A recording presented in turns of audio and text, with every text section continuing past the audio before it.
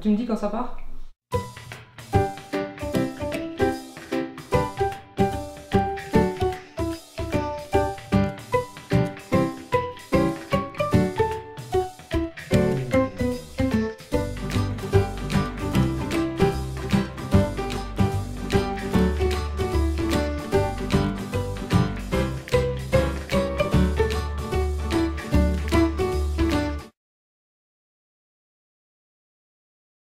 Bonjour, Anne-Laure Blanc de nouveau pour vous parler de livres sur la mythologie grecque. Rappelez-vous, dans le blog Chouette, un livre, il est beaucoup parlé de livres sur l'Antiquité, que ce soit pour les petits-enfants, pour les adolescents, pour les plus grands, pour les plus petits, qu'importe. L'important, c'est pour eux de participer à ce grand élan littéraire qui nous a ramené de si beaux textes de l'Antiquité. Des textes qui ont été remaniés, bien sûr, mais quelle chance qu'ils soient arrivés jusqu'à nous, n'est-ce pas? Aujourd'hui, je voudrais vous parler du feuilleton d'Hermès. Qu'est-ce qu'un feuilleton? C'est une histoire qui se passe en plusieurs épisodes. Et Muriel Zack, qui a sorti ce magnifique livre il y a quelques années, raconte 100 épisodes de mythologie grecque. Chacun peut être lu à haute voix. C'est cela qui est intéressant dans ce livre. C'est que chaque épisode est fait pour être lu, et chaque épisode donne envie de lire le suivant. Alors, qui est Hermès? Hermès, c'est un dieu qui porte des sandales ailées. C'est le dieu des voleurs, bien sûr, mais c'est aussi surtout le dieu de la curiosité. Et ce petit dieu est le messager des dieux. Il va partout, il fouine partout, il regarde, il comprend, il aide. Et quelquefois, il fait des sottises. Mais pour l'instant, nous allons assister à la naissance d'Hermès. Puisque, bien sûr, le premier épisode voit la présentation du héros, où l'on assiste à la naissance d'Hermès. Le soleil se levait à peine quand Hermès sortit du ventre de sa mère. Il s'étira, bâilla et sauta aussitôt sur ses pieds. Puis il courut à l'entrée de la grotte où il venait de naître pour admirer le monde. « Comme c'est beau !» murmura-t-il.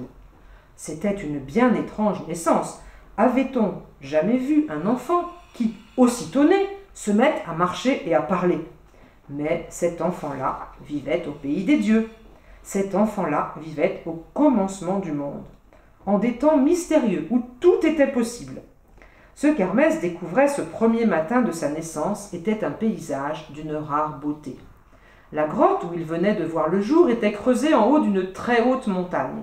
À ses pieds s'étendaient de belles collines herbeuses. On était le 4e jour du mois de mai et le printemps éclatait. L'enfant mit la main devant ses yeux pour se protéger du soleil qui montait. Il regarda longtemps les petites taches blanches sur l'herbe verte. C'étaient des troupeaux de moutons.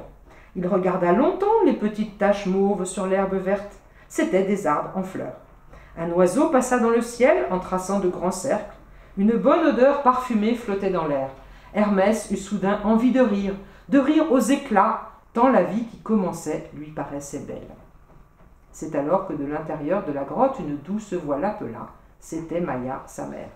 Voyez-vous, ce texte a cela de particulier qu'il touche tout de suite les enfants. Il y a des couleurs, il y a des parfums, il y a du mouvement, il y a de l'imprévu.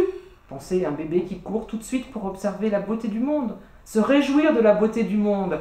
Donc c'est un livre très optimiste, mais qui va promener le jeune lecteur en 100 épisodes, encore une fois, dans le monde des dieux de l'Antiquité grecque.